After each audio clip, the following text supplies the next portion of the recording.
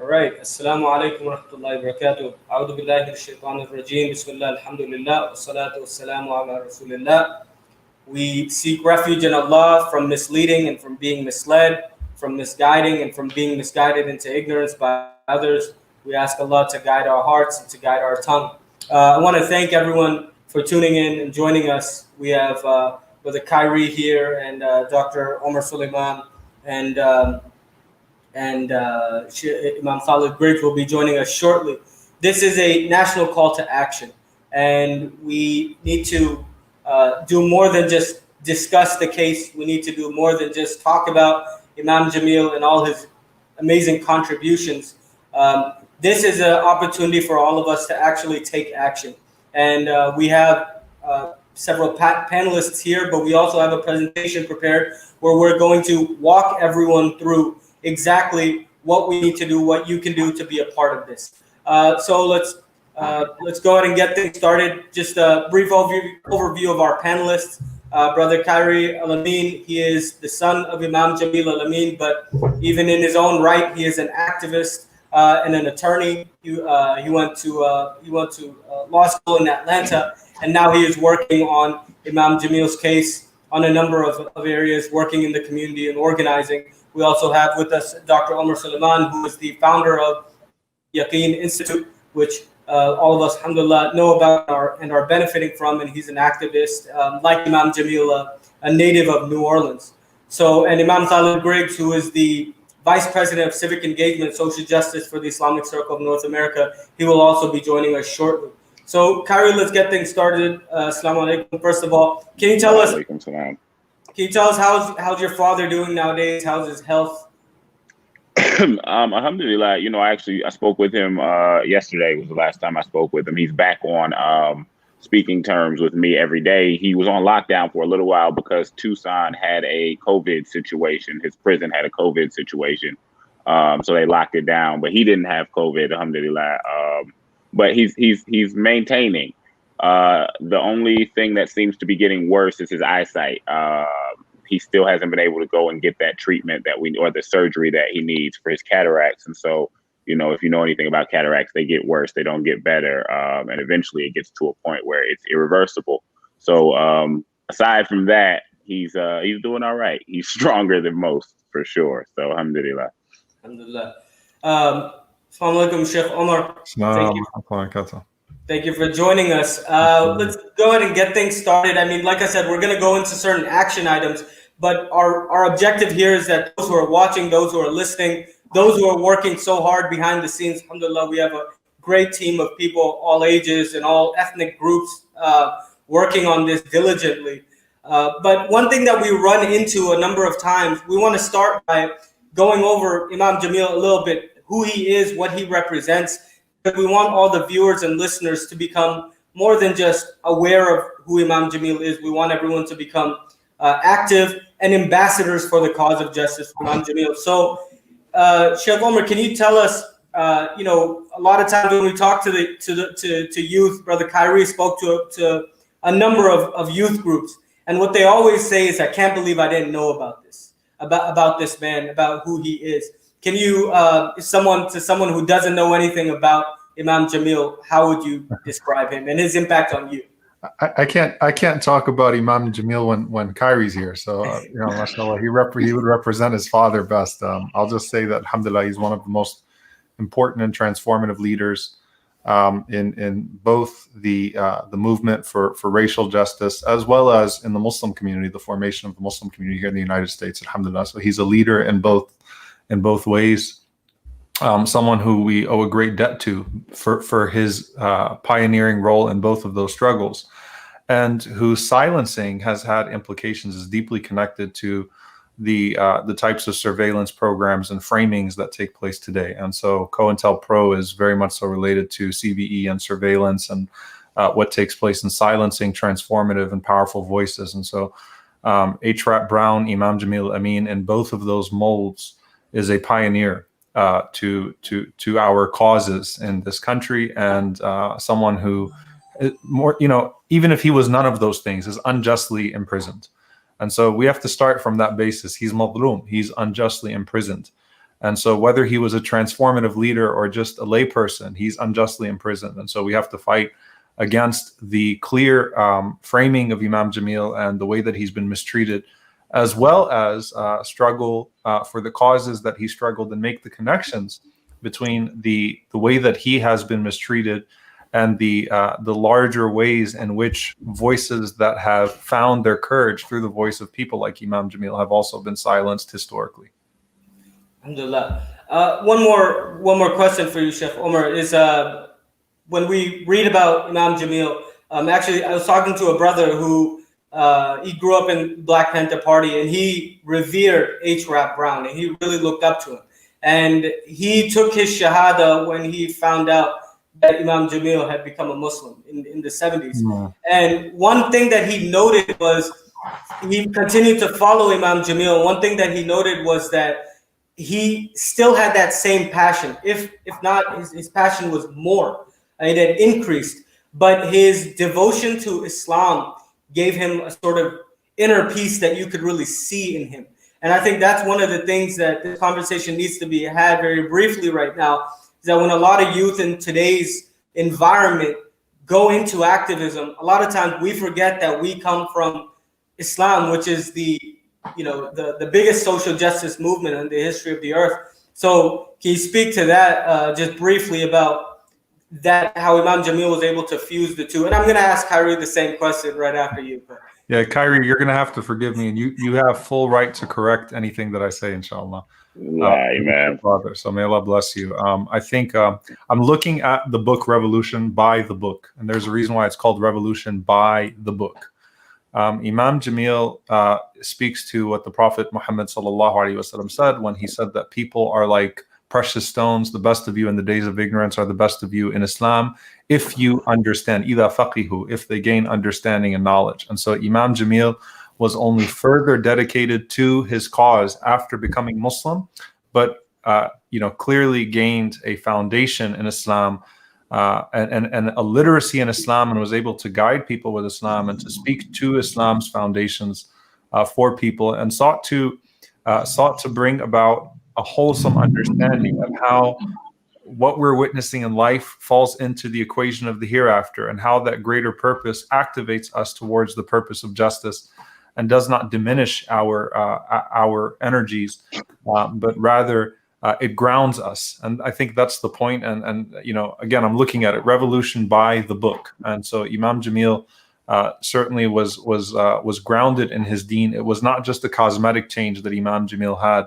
when he became Imam Jamil Al-Amin. But the passion and the fire and the dedication was still there, and alhamdulillah inspires all of us today. Kyrie, anything you want to add? That was a pretty good summation. When people ask me, what changed in the Imam when he became Muslim, that Revolution by the Book, the title of his book, kind of lets you know, he was always a revolutionary, but being able to latch on to something like Islam that could guide that revolutionary energy was what the change was. And he wrote the book about it to let other revolutionaries understand that, there's one thing to just have energy, but guided energy is powerful. And our guided energy using Islam and the Quran is something that's almost unmatched. And that's why he's in the situation he's in. It's very powerful thinking, and for him to put that out to the world the way he did in book form and speaking and action, etc. It's scary to those who he's working against. Imam Khalid, assalamu alaikum, and thank you for joining us. I'm sorry. I've been trying to join for the last 10 minutes, 15 minutes here. I'm so sorry. Don't worry. You get the reward for the intention, inshallah.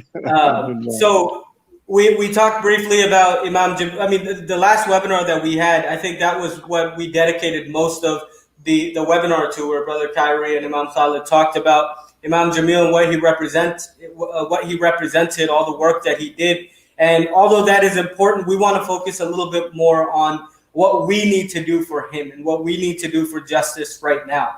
And so there's a couple things that we want to go over very quickly. And then we have a brother, Wasik. He's a young organizer and activist. He's been working with Brother Kyrie and really mobilizing, and he's going to walk us through exactly what we can do right now. But we want to go over a couple of things, and we'll start with Imam Khalid. You mentioned last time, and Kyrie mentioned last time, that this, even though this is technically a legal issue, that he is in jail for a crime that he did not commit, and the evidence overwhelmingly shows it. This is a political issue more than a legal issue. Can you explain why that is? Yeah, Imam Jamil, as has already been stated, I heard as I was coming into the broadcast today, he has a very long history of not just social activism or not just registering people to vote, but he's a very thoughtful individual. He's a revolutionary thinker. And these are deemed to be some of the most dangerous individuals by this society, especially the FBI. He was a victim of COINTELPRO before he became Muslim in 1971. And so what we find with Imam Jamil is that the necessity for us to understand what he represents and who he is puts him in the classification of as a political prisoner. He's a political prisoner because his so-called crimes were against the state method, is system of systemic racism, structural racism. And he was has been and continues to be one of the most outspoken, critics and working and showing others how to work against this particular system. So because he was not convicted, he was falsely convicted of a criminal crime, but he falls in the category as a political prisoner simply because his so-called violation of the law was not against any criminal code or anything like that. He is being punished because of the positions that he's taken since the 1960s, before he embraced Islam, and what he continues to do now that he's a Muslim. Kyrie, to continuing on what Imam Khalid just mentioned, one of the biggest things, priority number one right now, is he was convicted falsely and unjustly, but he was convicted of a state crime in Georgia. However, right, he's currently in federal custody. Can you explain why that is and what needs to be done to bring him back, and why that's important to bring him back to the state? Absolutely. Well, the official reason for him being in federal custody is that Georgia has a relationship with the federal government that says if they have an inmate that they can't handle or deem too dangerous or high profile, whatever you may call it, that they can pass that inmate on to the federal government, and the federal government will house them so long as they continue to pay them every year. And I forget what the number is, but it's six figures that we're paying every year as Georgia residents just to have him housed in the federal system. But aside from that, the vendetta against Imam Jamil is a federal vendetta. It's not really a Georgia vendetta. So much so that after he was convicted on the state level, the feds dropped they had separate charges attached to that as well, but they dropped those charges because, they understood they could get their hands on him, and they did.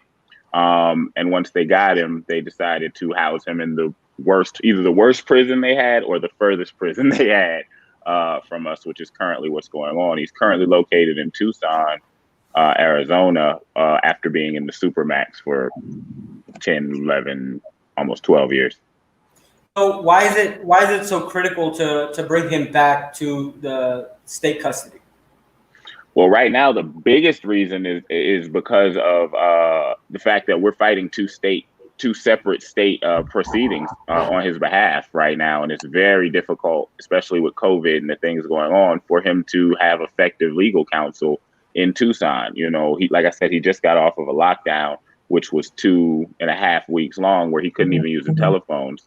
So had we had any deadlines or anything that needed to be submitted, we wouldn't have been able to do what we needed to do. And so those two things that we're dealing with on the state level are the Conviction Integrity Unit reviewing, his case, and of course, his actual appeal being revisited due to some technical a technical win that we had in another case. And so we have those two things up in the air right now.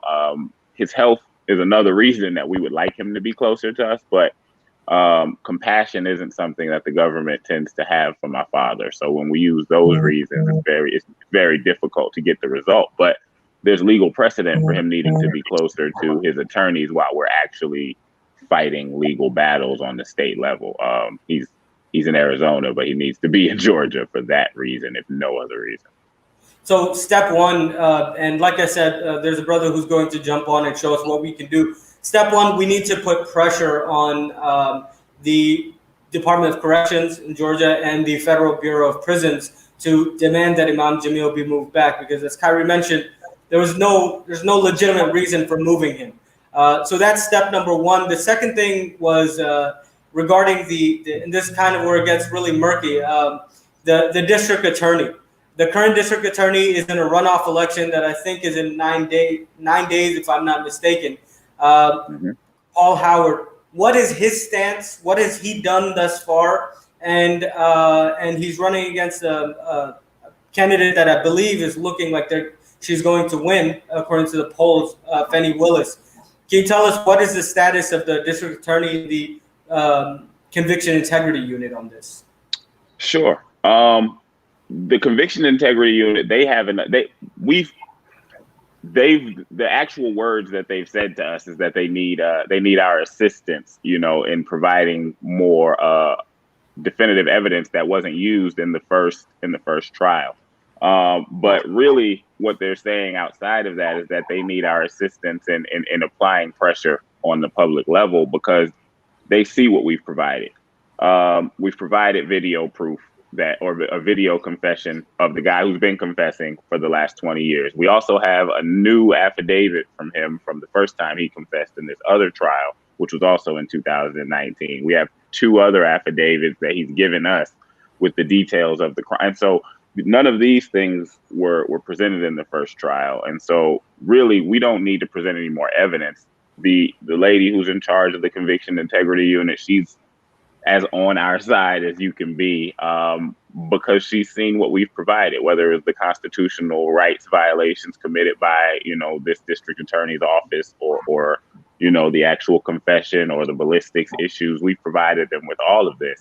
But the issue is, like we said, we're dealing with a political prisoner. And so if there's no political gain as they see it in doing the right thing, then they'll continue to do the wrong thing, because there has been political gain in that for them over the last 20 years. And so that's where the pressure comes in, on a national and a local level, because people like Paul Howard, they don't want to be politicians forever. And so on a national level, and if they do, they want to move up the ranks. So on a national level, that pressure means more than and he's looking. It's great that we have 50,000 signatures on our petition. But as we've seen with other movements, the George Floyd movement, now the Breonna Taylor movement, et cetera, hundreds of thousands of signatures on petitions still don't necessarily get you where you're going. So we have to do more. We have to do more for a person who's done so much for us. But as the Imam said, we have to do more for someone just because he's a Muslim who's falsely imprisoned, whether or not he had done those things in the past for us or not. We've proven his innocence in the eyes of the public, at least to get this other man on the stand so that he can, say what he's been saying, and they prove that he's lying, because we have one guy who's been saying he hasn't done it, which is my father, Imam Jamil, for the last 20 years, and one guy who's been saying he has for the last 20 years. So let's get them in the same room and allow people to make an informed decision. So, Chef Omar, I want to ask you right now, as Kyrie just reminded all of us, the evidence is very clear, and a number of issues with the legal proceedings that went on, and just from the concept of justice and legal authority teaches us that he should get a retrial, and the truth will come out. But as you mentioned, the district attorney and everyone involved, they're elected officials, so they're not going to act unless they're pressured to do so. What is the responsibility that puts on us as the Muslim community, or as any community that seeks justice? Well, I think first of all, one of the issues is that we can't separate out what's happening with Imam Jamil from some of those other very important movements and discussions that are happening right now in the country. As we see with any calls for justice in this country, they are usually curtailed by supposed technicalities that we can't get around. And so, oh, well, we've already been through this. And so they try to make you jump through impossible legal hoops to establish what is just basic decency. You have a man who's saying he didn't do it. You have a man who's saying he did it. What kind of society do we live in when we cannot properly prosecute, or we cannot properly grant release to someone who has clearly been absolved of the crime that has had him held for so long? I mean, it's an injustice that he's been held for this long already. And so it's important for us to understand that the same system that would have left George Floyd without any justice, and we still don't know if there's going to be justice in the case of George Floyd, so that pressure needs to continue to be applied. The same system that has failed to serve justice to Breonna Taylor is the same system that has oppressed Imam Jamil for all of these years. The same system that created COINTELPRO is the same system that created CVE.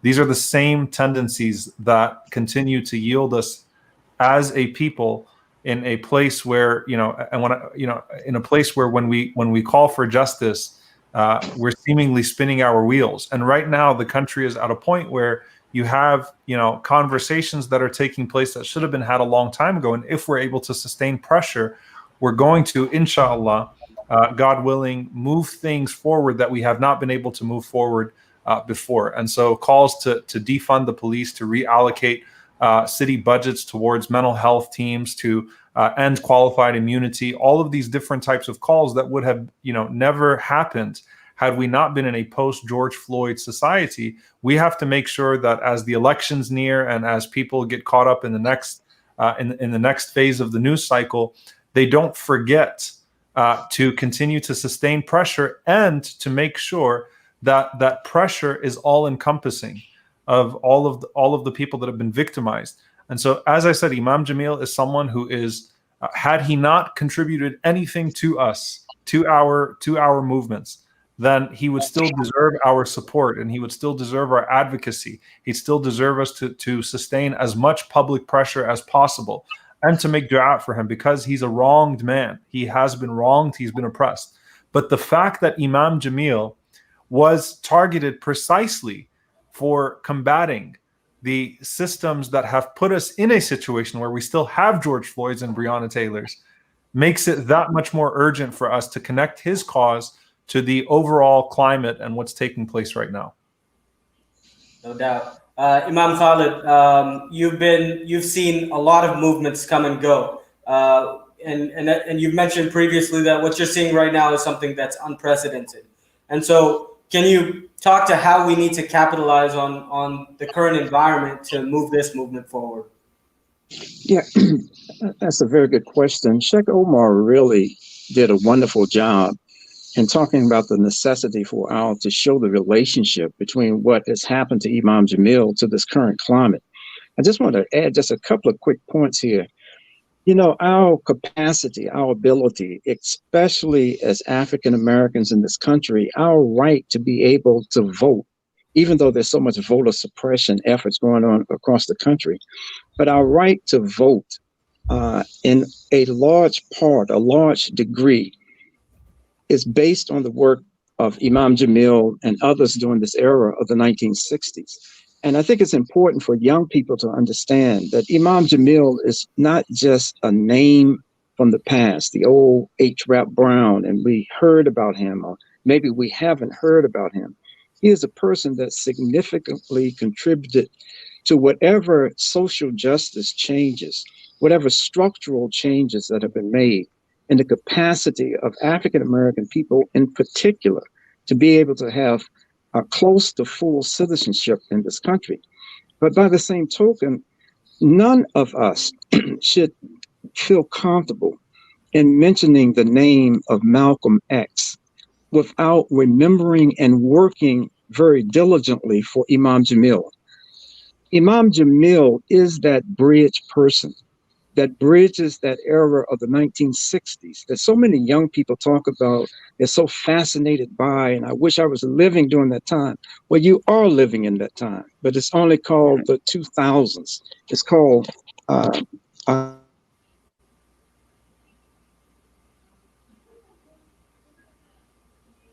man, he was on a roll. Imam Khalid, can you hear us?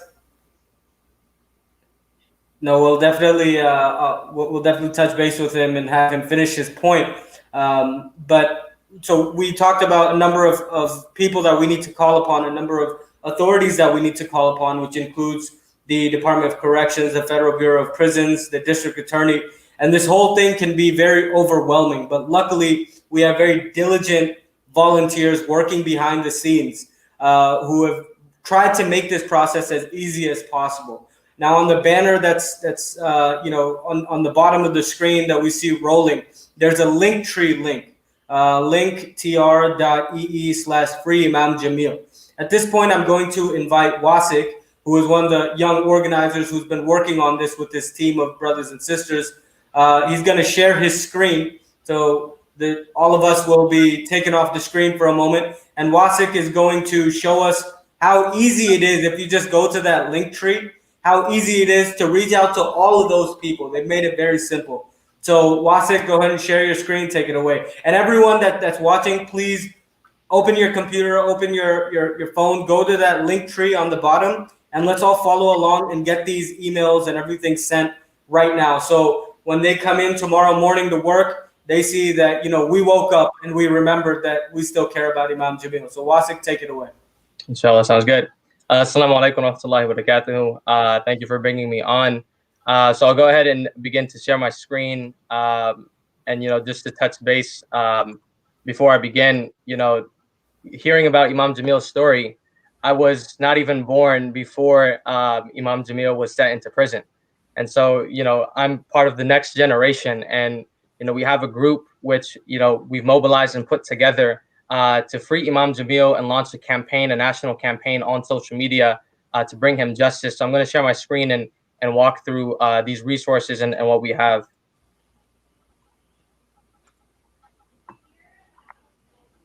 So you guys can see my screen? Not yet. There, we can see it now. Okay. Perfect. So this is our Instagram. We just officially launched just minutes ago.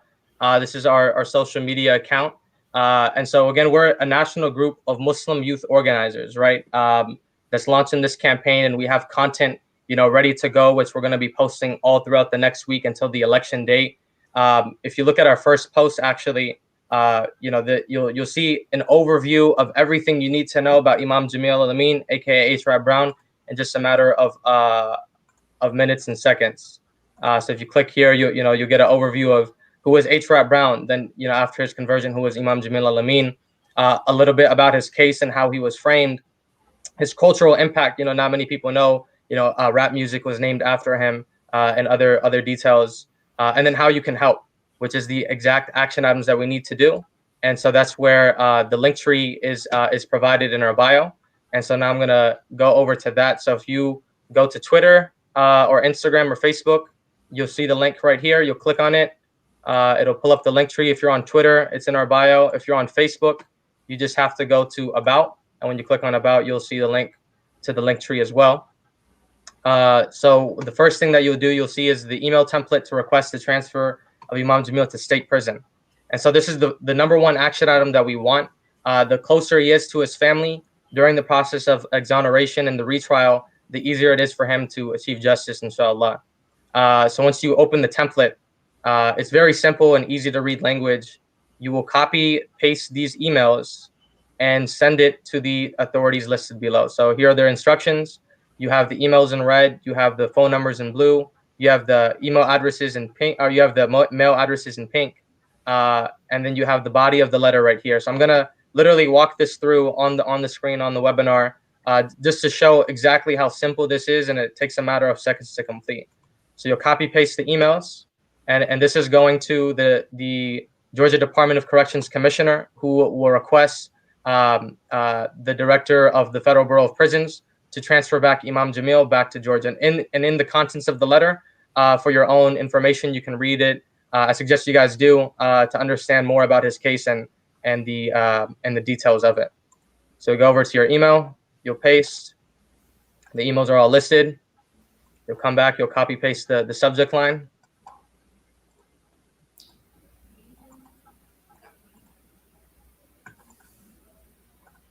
And then the last thing is very simple. Copy paste the entire body And the only thing you really have to change is just your name at the end. So it's very simple, very easy. And all I'm going to do here is just change my name. And then hit send.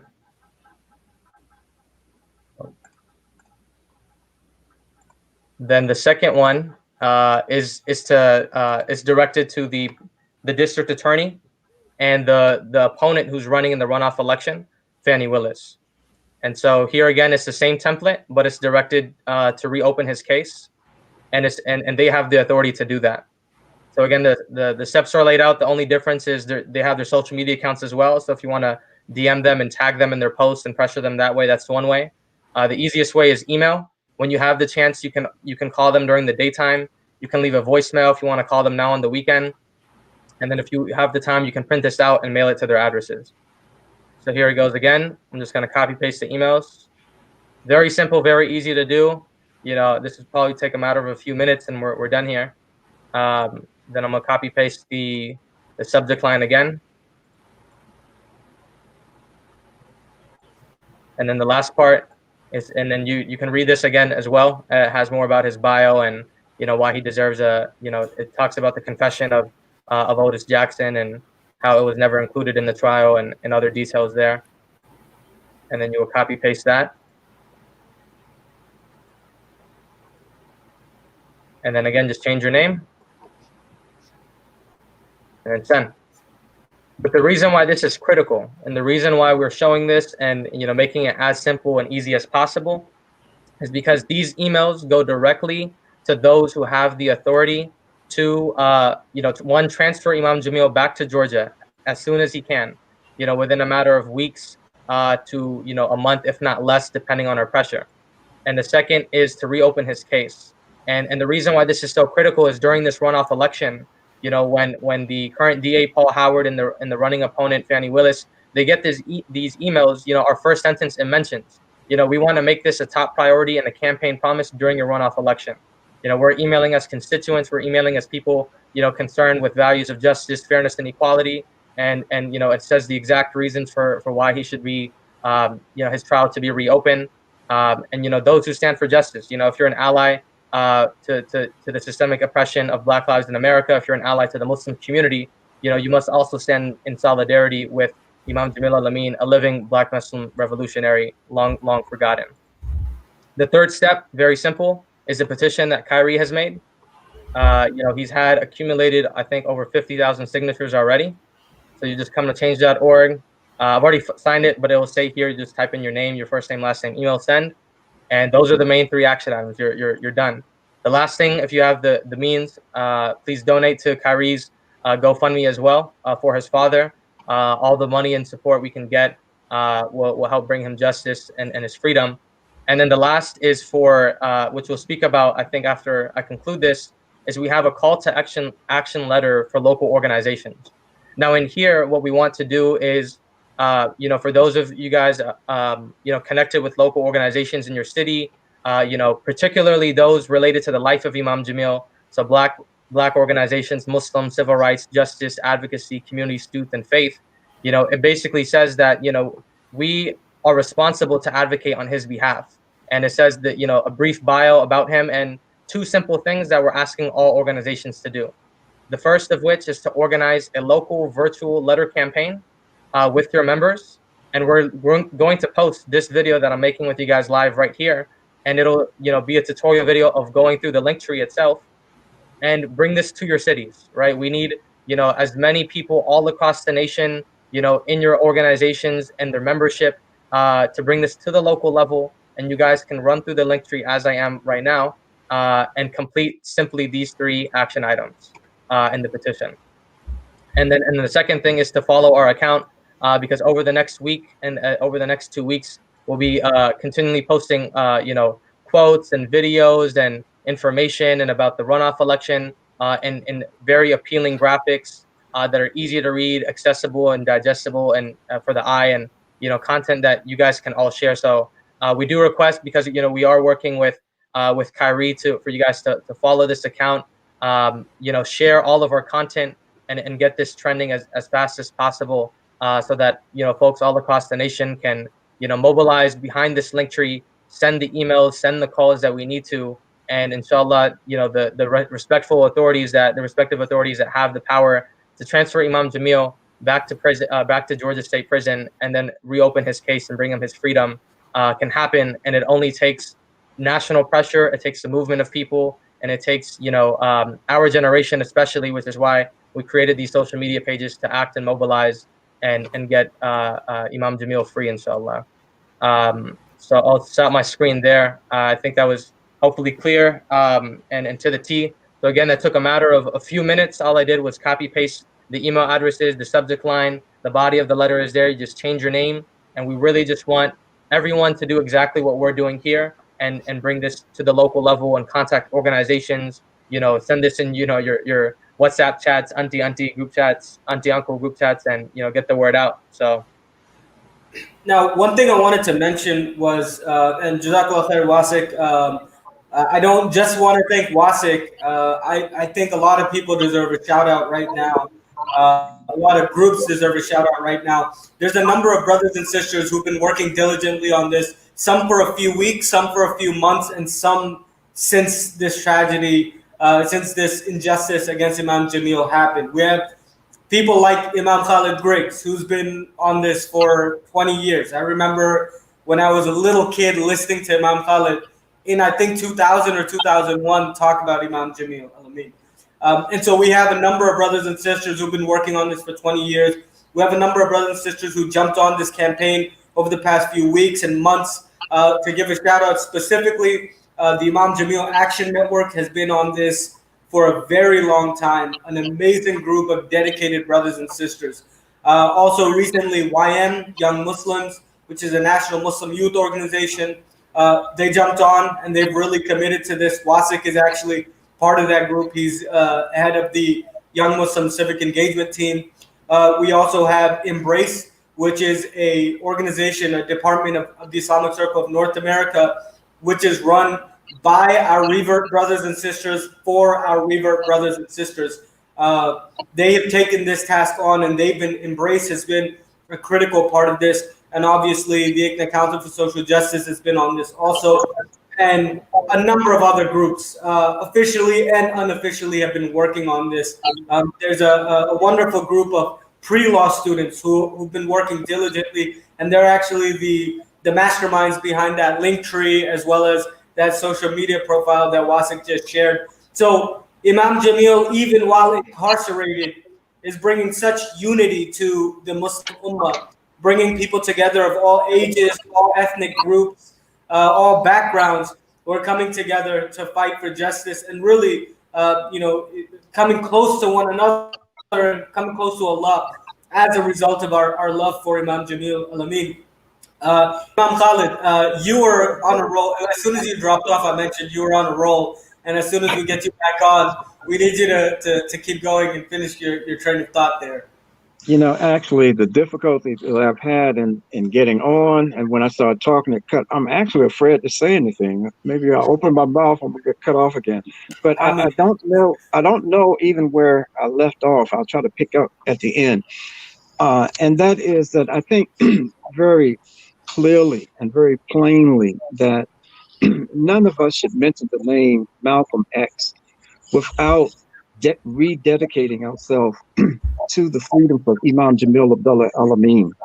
Because Imam Jamil, in my humble opinion, best exemplifies that era of the 1960s and the early 1970s, when the Black freedom struggle in this country was really beginning to peak. That he is that individual that provides us that bridge from that era to the present. And Allah subhanahu wa ta'ala blessed Imam Jamil not to have just notoriety and identification as a non-Muslim, but Allah, the Most High, blessed Imam Jamil to come to the city of Atlanta, where he became an imam of a very important community. Immediately got involved in the social issues of that community, which it was plagued by drugs.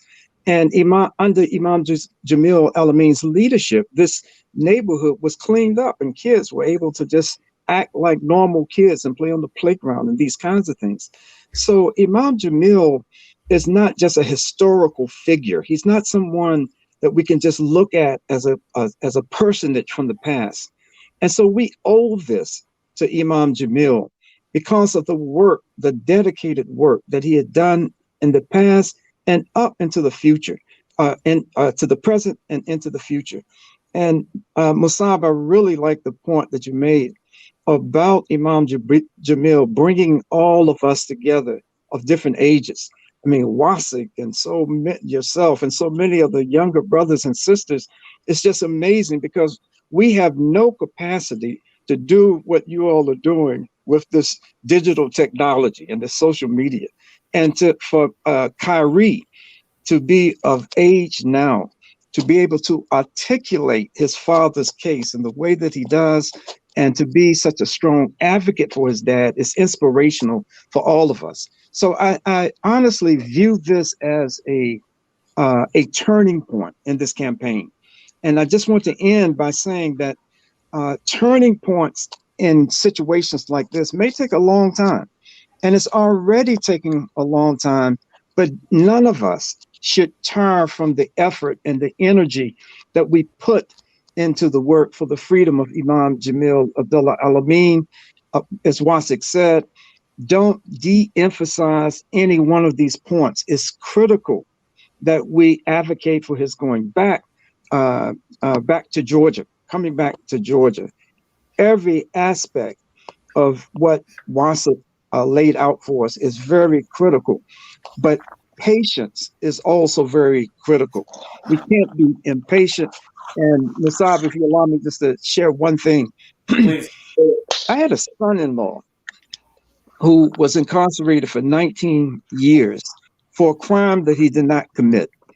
And my son-in-law exhausted all the legal remedies, all the way to the United States Supreme Court, which refused to hear his case. But Allah had another, and his name was Darrell Hunt. He embraced Islam while in the penitentiary for a crime that he didn't commit.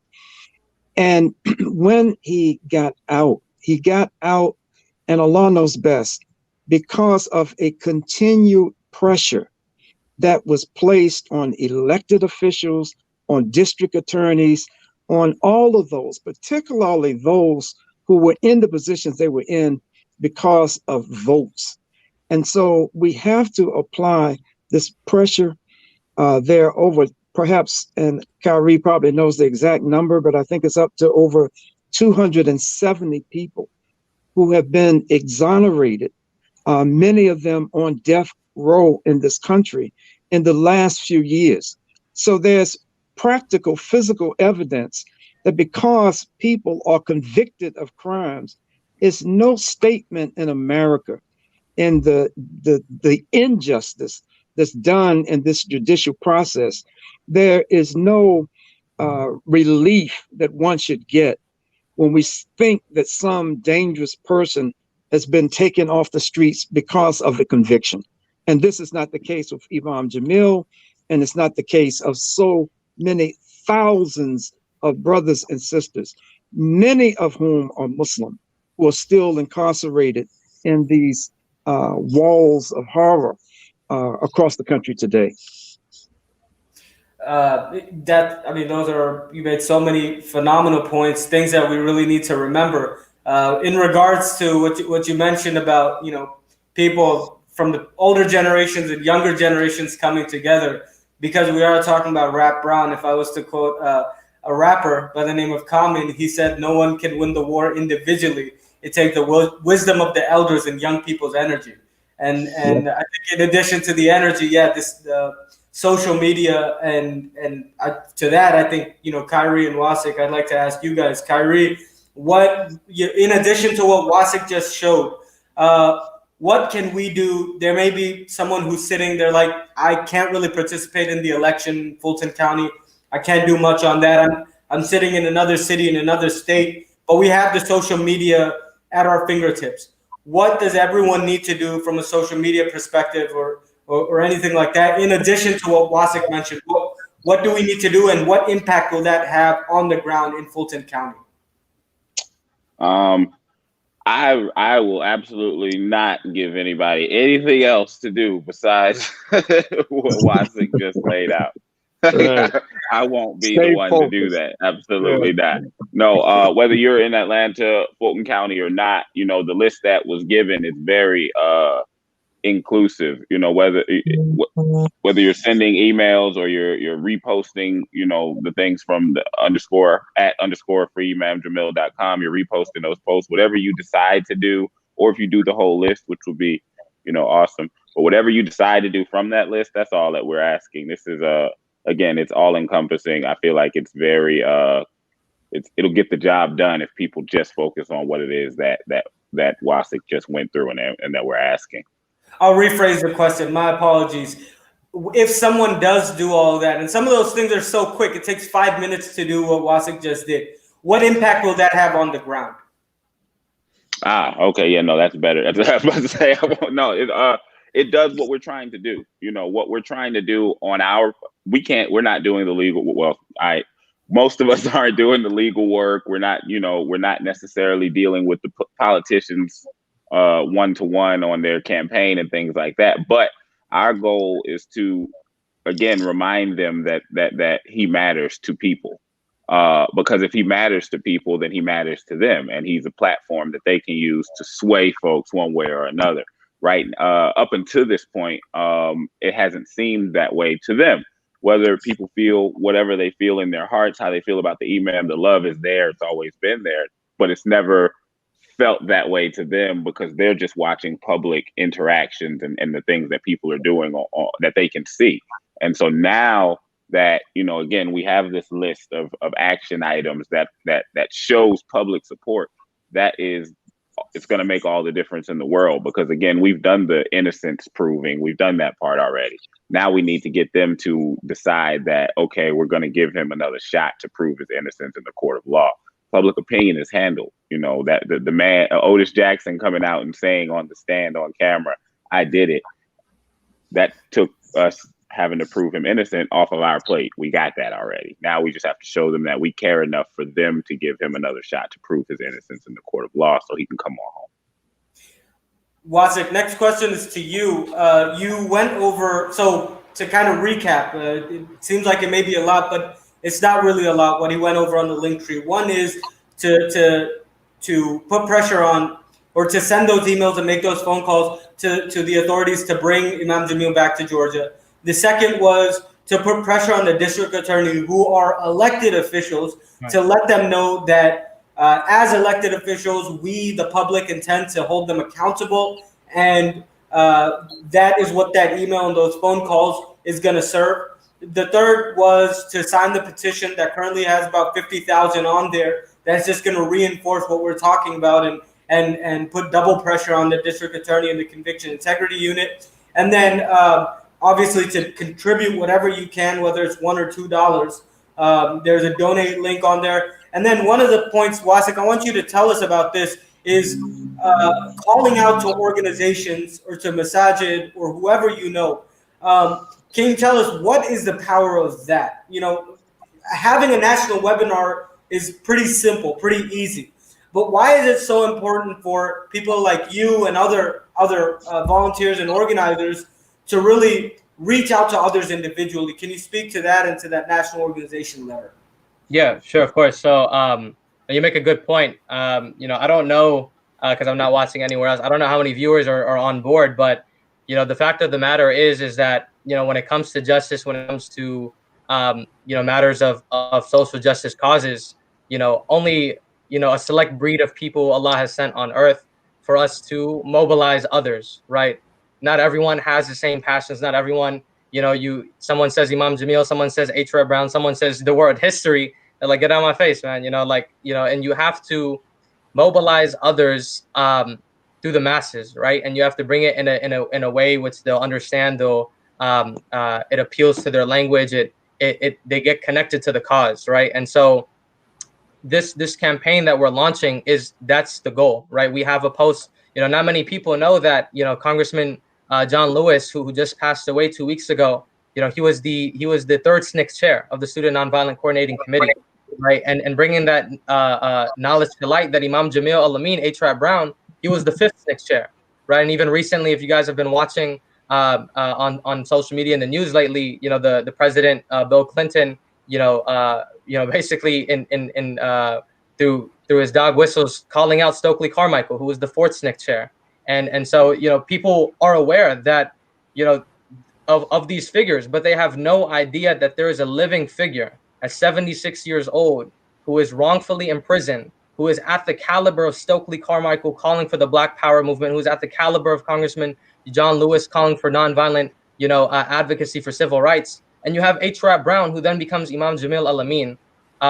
And so the goal of what we're here to do is to bring this information to the masses. So, you know, if it's 100 people that all watch this webinar and literally go through our link tree, contact all organizations that you're in contact with. If it's Black student orgs, if it's ACLU, NAACP, if it's CARE, if it's MSA, you know, whatever it is in your vicinity, if you're a student, if you're an adult, if you're connected to a masajid, if you're connected to whatever groups you are, send them that letter. It briefly explains who Imam Jamil was in one page, and it says 2 action items. You just organize a local virtual phone bank. If it's 5 people in there, if it's 100 people in there, you share your screen, you show them the link tree just as I did, you walk them through the steps, complete the email, send it to them.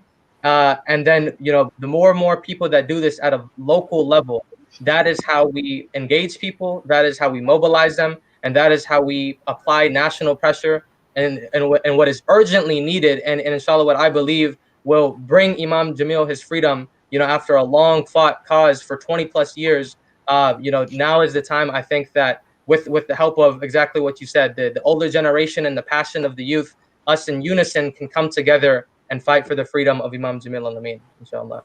No doubt. I think you make a very important point that we need people who are watching this right now, who are listening to this.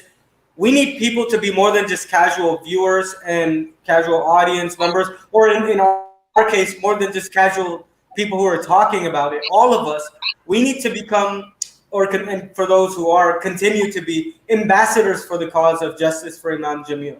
That, it reminds me of a very important concept in Islam, which Allah instructs upon all of us, is the concept of ikhlas, or sincerity. And to act with sincerity would mean, one definition can be that something that you're doing purely for the sake of Allah without any material benefit, such as what we're seeking to do. You do it with the diligence as if you were getting paid to do it. And so what you said, getting people, I mean, it's as simple as, if I know 5 to 10 people that I know if I talk to them and educate them on this and convince them to go through these steps, they'll do it. That's all I need to do. And post on social media, just get 10 people to do it, 10 people that I know. Imam Khalid, I want to ask you and really reel this into, remind us of who we are as Muslims. In the Quran and in the Hadith, when we are instructed to seek justice, we are not instructed to just seek it, but to establish it. And that means come together. Can you give us a reminder on that note? Yeah, I think that's a very good point that you make. But I want to say, before we embark on any of these things, we have to do exactly as it was laid out in this discussion. Make dua. Ask Allah subhanahu wa ta'ala before we take the action, and then after we take the action. Just make dua that Allah subhanahu wa ta'ala will allow our actions and our works to bear fruit, to come to have Imam Jamil's freedom be that in that fruition of the work that's being done on his behalf at this time. And it's also tying into your question. It is not just helping Imam Jamil. It is fulfilling a divine mandate to each and every one of us to take a stand for justice and not just acknowledge it with our mouths, not just say, oh, that's a bad thing that happened to the Imam. No. If we are capable, whatever we're capable of doing, and for some of my brothers who may misinterpret what I'm saying, within the legal bounds, that is, that if we take the legal actions, whatever we can do, we must do this. It is a requirement as Muslims that we can't just passively sit. You know, actually, I'm ashamed. I have a great deal of shame for not having put more energy and time into Imam Jamil's freedom than I have. It's so easy to get busy doing other things and then just occasionally come in and come out. But this is something now, because of the age of the Imam, because of our divinely mandated responsibility, whatever we haven't done in the past. And I'm speaking to those. Oh, come on. Not again. He was on another roll, man. I'm not a conspiracy theorist, but I connect the dots if needed. I think we're having some interference. I think so. Wasik, you wanted to add something?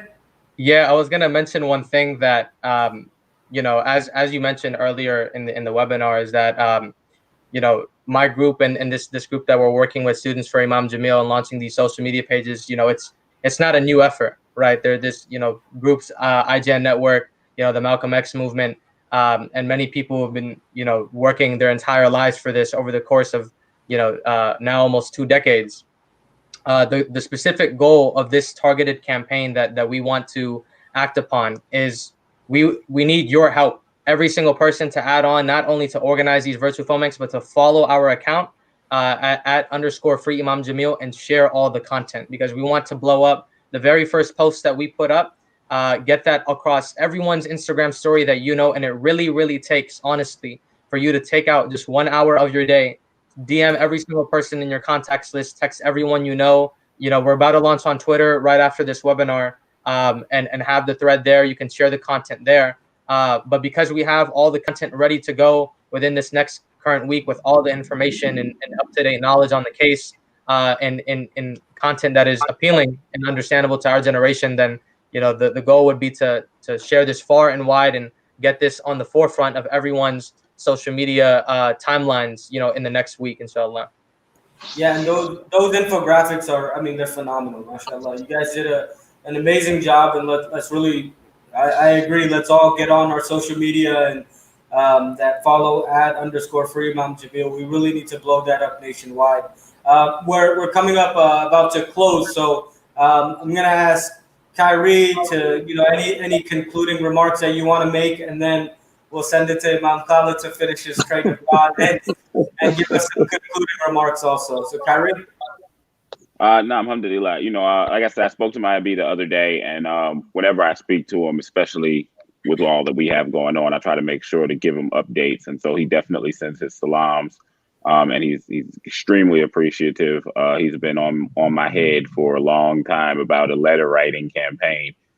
So he's ecstatic that it's happening on the scale that it's happening. And so, you know, I say thank you as well, because it was lonely out here for a little while. So I appreciate all the support and effort that everybody's putting forward. And inshallah, it'll get the job done. You know, I have a lot of conversations with folks, and they talk about maybe something they did 15 years ago or whatever. And it's like, look, I can't praise anyone for a job not complete. He's still in prison. And so, you know, even me, I've done a lot of work, but he's still in prison. And so we'll high five around the circle once he comes home. Everybody can, you know, get their proverbial pats on the back, inshallah. Inshallah. We're not going anywhere. I promise you that. Me and Wasik, you got us. You got our numbers. I mean, we're not going anywhere, inshallah. Imam Khalid? Again, I'm afraid to say anything. I just want to reiterate the point that the consistency and patience is what is needed. And doing this kind of work, oftentimes you don't get, and most of the time you don't get immediate gratification. You don't see the immediate fruit of your labor. And so we have to buckle in. And I pray that, you know, in some very soon time frame, that the Imam will be back with us. But I think that the reality of these kinds of cases is very difficult to know when Allah's qadr is going to open the gates so that our loved ones can be returned to us. So I'm just encouraging all of us to buckle in for the long haul. This is not a sprint. This has been a marathon for many For those who are joining now, it continues to be a marathon, but inshallah, it won't be a marathon that any of us are incapable of participating and seeing this all the way to the end. We must follow this to the end as Muslims. We owe this to the Imam to put away any reservation, any cowardice that may be in our heart. And I keep saying this about cowardice because many, just as when he was H. Rap Brown, and before he became Imam Jamil Abdullah Al-Amin, that many in the community were afraid to identify with him because they felt, just like with Malcolm, they felt that letting the man or the white man know that I agree with what he's saying or I agree with his analysis would some kind of way jeopardize their position or their standing on a job in society or whatever it is. And even with the overall Muslim community, and I'm not trying to drag back into any kind of negative narrative, but the reality is that there are Muslims who, and I'm saying this to people who have parents, who have children, don't hold your young people back from getting involved in this most important work. There are other Muslim political prisoners in this country. Right now, the immediate laser focus is on Imam Jamil. It's not just an African-American Muslim issue, as you see Wasat and my Blackistani brother Musab, you see that they're not African-Americans, but it is an issue that the has to engage in, have to get involved in this movement and stay involved. So I'm voluntarily not saying anything else right now so I can stop talking without being cut off by somebody or something. So with that, we went a little bit over time, but alhamdulillah, I feel that we did a thorough job of addressing everything. So with that, we will conclude. We ask that Allah accepts our efforts and grants these efforts fruition by seeing Imam Jamil walk out of those doors, inshallah, and bring our community some much needed guidance and wisdom, inshallah. We ask that Allah blesses us with that opportunity. Ameen. And we ask that Allah continues to give patience and strength to the family and the community of Imam Jamil. Ameen. Ameen. سبحانك اللهم وبحمدك ونشهد أن لا إله إلا أنت أستغفرك وأتوب إليك والعصر إن الإنسان لفي خسر إلا الذين آمنوا وعملوا الصالحات وتواصوا بالحق وتواصوا بالصبر. السلام عليكم. وعليكم السلام ورحمة الله.